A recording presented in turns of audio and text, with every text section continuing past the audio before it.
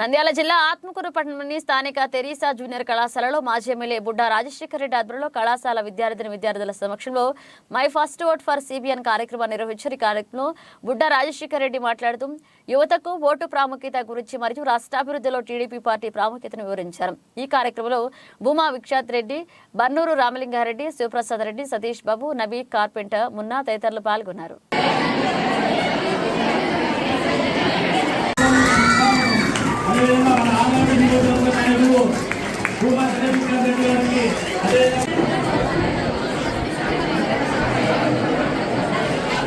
అదేవిధంగా ఈరోజు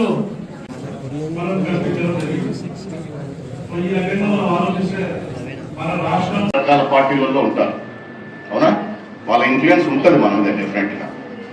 అయినా ఓటేసే ముందు మీ ఏజ్ గ్రూప్ కి ఒక కన్ఫ్యూజన్ ఉంటుంది. అంటే ఎవరిని మనం చూజ్ చేసుకోవాలనేది మీకు ఉంటుంది లోపల, కానీ రకరకాల ఇన్ఫ్లుయెన్స్లు మన మీద పనిచేస్తూ ఉంటాయి.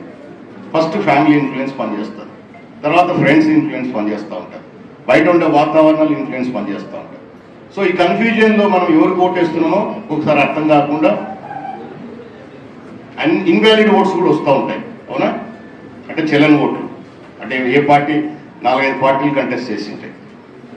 సో ఈ 4-5 పార్టీలు కంటెస్ట్ చేసేటప్పుడు కూడా ఓటు కూడా సరిగ్గా వేయలేని పరిస్థితి కూడా వస్తూ ఉంటుంది. ఒకసారి ఎవరికి ఓటేయాలో అర్థం కాకుండా ఏదో ఒక దానికి ఉద్దేశం ఓటు ఒత్తేసి వచ్చేస్తుంటాం.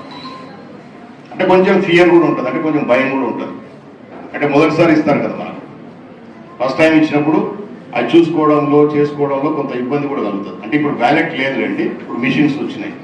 మిషన్స్ వచ్చిన నెంబర్ ఆఫ్ కంటెస్టింగ్ క్యాండిడేట్స్ ఉంటారు కాబట్టి నువ్వు వేయాలనుకున్న సింబల్ ఏదైతే నువ్వు ఆలోచన చేసుకుంటావో చూసుకునే లోపలనే రకరకాల ఫీలింగ్స్ వస్తాయి.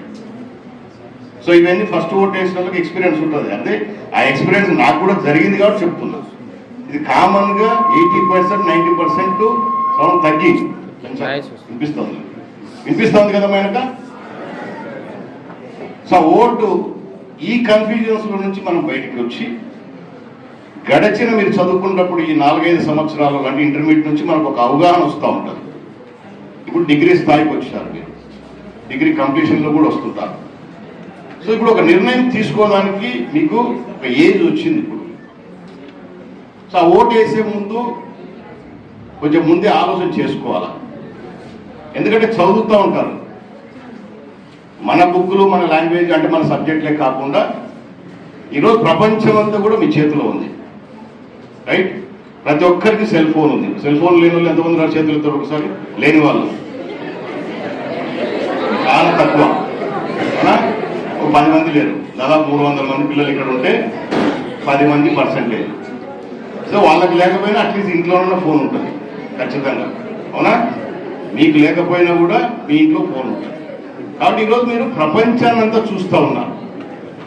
ఒక ఆత్మకూరే కాదు, మన నియోజకవర్గమే కాదు, మన రాష్ట్రం కాదు, ప్రపంచం అంతా కూడా ప్రపంచంలో ఏం జరుగుతుందో అనేది ఈరోజు మీకు తెలుసు.